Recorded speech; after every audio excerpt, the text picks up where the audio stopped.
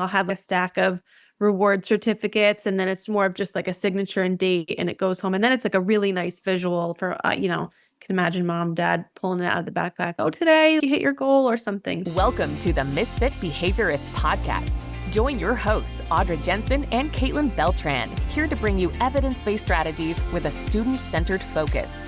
Let's get started. Hi, everybody. Welcome back to the Misfit Behaviorists.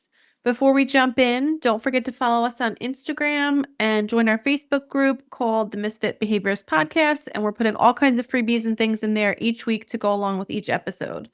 So, Audra, what are we chatting about today? Thought we would talk about, as we're kind of approaching the school year, talk about kind of daily reports and communications with families. But before we do that, I want to hear about how ESY is going. It's crazy that we're talking about back to school when I know. Still have a month left of, where I am anyway. So it's mid-July. So we still have a solid month of ESY. It's going good. I feel like some years are bumpier than others. This year it's knock wood, very smooth. So the kids are happy. The staff is happy. It's 1,000 degrees right now in New Jersey, but other than that, so they go outside like first thing and then run back inside. That's their recess. And then, we get out a little early, like 1:30. So yeah, it's going really well. So that's very cool. I am not doing ESY. Okay, so let's get started. I just kind of want to talk about daily reports. Will be super casual and easy and quick here, but thinking about as we start to think about the upcoming school year, that this is kind of really important to think about what are we going to do the same, or we're going to try something else, and communicating with our families, because that communication between the school and home, especially in certain situations, is so important. And I'm thinking, just the impact also on student progress, watching that as if we're communicating something to the home environment and they aren't doing something at home, that would impact kind of their progress overall. I think that's really important. Mm-hmm. Plus, it just communicating with families, building that collaborative team together. So I thought we'd talk about kind of those traditional paper type communication methods that we're all familiar with, and maybe some modern ones, especially talk to you about some of the digital ways that you've done it, because yeah, for sure. So I pulled up a video and I'll kind of talk through it, but I did some examples recently, and I thought it'd be easiest to show kind of different daily communication logs that I've used that I like. So before I start this, I just want to say, especially these daily reports, especially when you get kind of the real visual ones, are really good for our learners who are non-speaking or can't communicate how their day went. So they go home and they're not able to say how their day went. I can tell you from a parent perspective that these communication methods, actually anything you use, is just vital, especially in those situations. It's also really good if we are tracking behavior on a daily, consistent basis, because we have that. I've always had these sent home, especially if we're tracking behavior, have a copy sent home, and then I keep a copy with us too. So we have that tracking. Mm-hmm. It's usually, more anecdotal and stuff, but it does give us kind of a snapshot of each day and over time. I think it's really useful. Yeah, for sure. And then I also think it's really helpful for parents who share custody. So while the student may go home to one parent, I've had times where I make sure that we're emailing out the daily report to both parents so that they both get a see, or that there's some other way that each parent, or, there may be more than two parents, who knows, so that everybody within the home environment that needs to know knows how their day is going. And then they have the opportunity to bring up if they have questions or concerns or need to alert us that anything's going on. Well, we get a lot of these kids off the bus and stuff, and they can't communicate how they've done, if they're feeling okay, if they've had breakfast, if they woke up with a tummy ache. So having something, and, I would say maybe 25% of the parents will actually write that. But I'll tell you, even 1 out of 4, if I'm getting a little note from them at home, they had a good breakfast, they didn't sleep well at night, wasn't able to get their medications in them, all that stuff really helps us start the day a certain way, helps us kind of plan what we're doing with the students. So it kind of works both ways. I think it's really helpful. I think it's nice too, like you said, if they're not getting this and they want to communicate something to you, obviously they can start the email chain or pick up the phone, but it's nice when we're sending home something consistent, because the line of communication is already open, and it might get a parent or two that you might not have normally heard from. Just, oh yeah, well, since you sent it home, I might as well tell you, this happened, or they're leaving early, or something kind of important. Yeah. It takes a little bit off their plate, Yeah. Yeah. And I think it's a trigger for them, as we're sending something home. It's like, Right. oh yeah, I need to let her know that we have a vacation coming up or something. So here's one example. There are lots of these. These are just some examples that I've used. And I'll put some samples of these in for the freebie this week.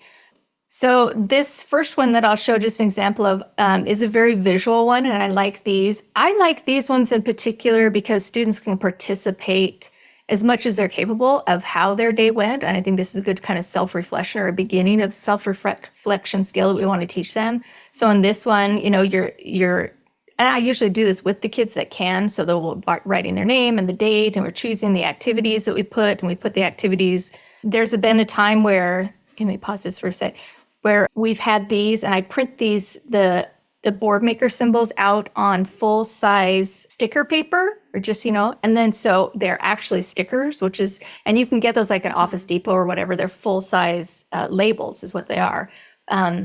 Or you can, get the ones that are actually labels and then design your pictures to fit. But I like the ones that are stickers, or otherwise you can just print whatever pictures you're using and then just use a glue stick. And then you're talking about the things that you did that day. We went to OT, we went to recess, we went to lunch. And then when the parent gets this back, they can talk about what did you do today? And they're able to talk about, at least the parent knows, for a student who's non-speaking, what actually they did.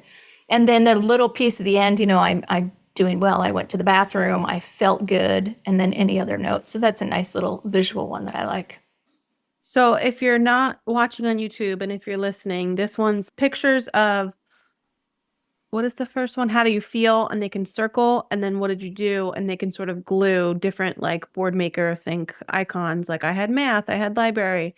And then also they can check off like I did okay with this and how you ate. So there's both circling, gluing, and also check off. So they could do this really with assistance, with moderate assistance even to independently, I would think. Yeah. And we've used dot markers and stuff like that. And I have the feelings when they come into the day, and then I also have how they were feeling at the end of the day, because that's often different. I like that. So that's one. The next one is one that I've used for a full week. So each of these columns or each of these rows is a different day of the week. And so rather than just one page going back and forth, the same sheet can go back and forth. So you may be, you're sending a backpack back and forth, or you're sending window folders or something like that back and forth throughout. And then it's a very quick one, what we did that day and how I felt at the end of the day, same type of thing. So each one is separate, but the whole sheet is one full week. Nice. A little less paper. A little less paper. Okay, this one is like a daily logbook, and you can use those composition books as well as anything, any sort of notebook paper or whatever. And this one, a lot of people over the years, we've just written back and forth with the families, and that's just as well. I mean, any amount of communication is great. In this case, this is just, again, either a sticker or you glue on the top and the bottom, same type of thing, but this just comes in a little book of what we did today and how I was feeling. This goes back and forth. I like this version. The notebook is really easy to cart around and stick in and out of the backpack. It's a little bit different than the paper, but I do like that. And then this one is a paper version, but it just on the top, it's from the home front. So they fill in what they were doing at home. And then on the bottom is from the school front. And then you do that. So it's one page throughout a full day. And you're kind of prompting that family to communicate again what was happening before at home. Very nice. And here's one I've used when students going into class, a very simple one for them to take out each, if they're going into class in different classes, how each of those, and this is for students who are really more independent and go in, and the teacher has a very simple data collection of how their day went while they were in their gen ed classroom. Cool. So this one is like combination of like notes and circling and check off. And then there's always the behavior focus one, and there's a variety of these. I'm hesitant to use a lot of these days. We're a little bit more just focusing on the positive behaviors, but there are some situations where we really do want to track over the course of the day how that behavior is. This is a simple one that just has a happy face and a straight face and a frowny face for multiple points of the day. And I usually am not, unless I'm tracking behavior specifically with a time frame, with a specific every 20 minutes or something. This will just be like during reading period, during circle time, during transitions or whatever it is, just kind of a very general one. Yeah. And I'm glad you mentioned that, because obviously, as humans, we're focused on the positive and we want to celebrate everything that's going well. But, sometimes you have medication trials or different schedules happening, and you have parents and guardians, rightfully so, saying, if you have the good relationship already and they're not going to be scarred by sending home a note of just more geared toward behaviors, like they really need to know the ins and outs of, is it happening before or after lunch? Is it related to what they're eating? Is it related to the weather? So it can be really informative for that reason. Right, right. And I see there are barriers, to these daily ones or the weekly ones. I find that, it takes time. It's hard to, especially at the end of the day when you're trying to wrap everybody together and everything up. It's hard to do that. So we kind of work on with staffing, anything that's on there that's throughout the day, fill it out at the time. Plus, you're not at the end of the day trying to think about what it was like at circle time in the morning. If you do it in the moment that it happens, then you have much more accurate response. And then you're also not, when everybody on the bus is here and you're getting coats on and grabbing things and everything's complete chaos, which we know it is, you're not having to remember to do that and stick it in there. So, and then we also, like at the end of the day, we always had a kind of wind down period of time where we'd have, a little video on or something where everybody's sort of winding down, and we had the staff in the back putting the backpacks together and getting the data and the communication put, all together. So there's not that mad rush at the end of the day, which is crazy. Yeah, I think embedding that time, which I'm sure most teachers are already doing for the wind down, is important, because that is an important part of the day for you to be able to convey information to the parents. And also, even though you probably have fewer students on the whole, there's maybe sometimes a lot more to say. You're responsible for saying a lot more than in a general education classroom where those students are speaking for themselves or don't have the same behavior. So I was going to add one more thing, that a barrier could be, I haven't had this, but I heard one story recently, and it wasn't mine, thankfully, where they were putting the behavior report in the backpack, and then I guess like red light, green light or something. I don't know what system it was exactly. And the child was like taking it out because he knew what it represented. Yes. And so mom was like, if she didn't get one, she's like, must have been a great day. Yeah, I absolutely have had that.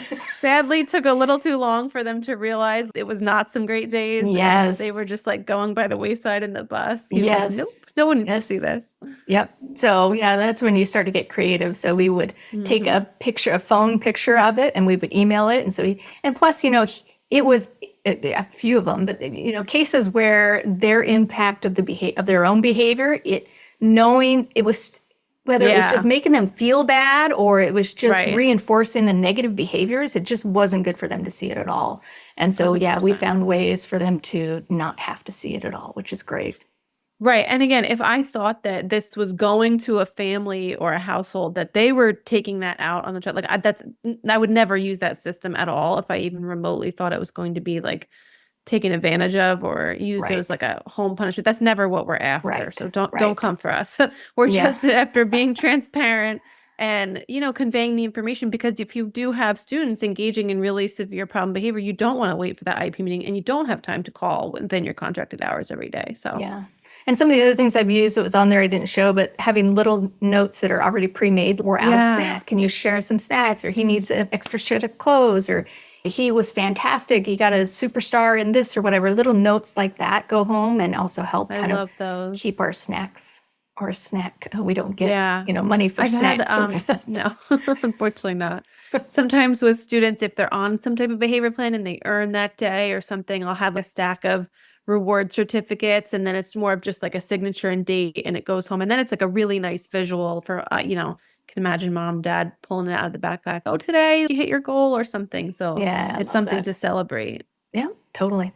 So then the other thing is, we're moving more into a digital age. So there are lots of digital ways to do this. And there's some great advantages of switching to a digital thing. One of it is right away, you're not going to have a student having to see any of this. This can just go home, and that's where the parent accesses it. So this could be emails is very common. Just always be mindful of using professional language, email etiquette, and that be mindful that not every parent checks their email as regularly. So if you're using email or any of these communication methods, make sure that the parent is responsive to this and this is what they like. In fact, at the beginning of each year, I would send out information to the parents like, do you prefer digital? Do you prefer paper? Do you prefer email or calls or texts? Or, we didn't use text, but, sometimes on like the app. Yeah, that's what school-based apps. Exactly. Yeah. So yeah, you kind of get that information. It's a little tricky if you have multiple parents who like it different ways, but you figure it out. We're teachers, we can do it. I love using a digital format because, like you said, one, if the students, there's an effect on them seeing it, but also just that, like you mentioned before, if you're sending a paper copy home, you're most likely going to want to make a copy of it. Whereas with digital, if I'm filling out like a Google form or a Google sheet, the parent can see it, but also it's on my drive forever. So we both have a record of it without kind of doubling the work. Yeah, when you use Google Forms and Google Sheets, you also get pretty graphs. It's good to do that. You do, and you get nice patterns. I will say Yes. one of my teachers, and she loves this system and her parents loves it. It's very simple. She just does a Google Doc and she inserts like a table with, each row is a new Excellent. date, and then she puts the current date on top so the parent doesn't have to scroll or anything. And we kind of just put a couple headers like lunch, behaviors, specials, what we did exceptionally well. And with Google Docs, if you are the viewer or if you're anyone with access, you can set the preference so that as soon as someone fills out the Google Doc, you get an email. So even if you don't have to email it every time, she just has the Google Doc pinned on her desktop and she types in it.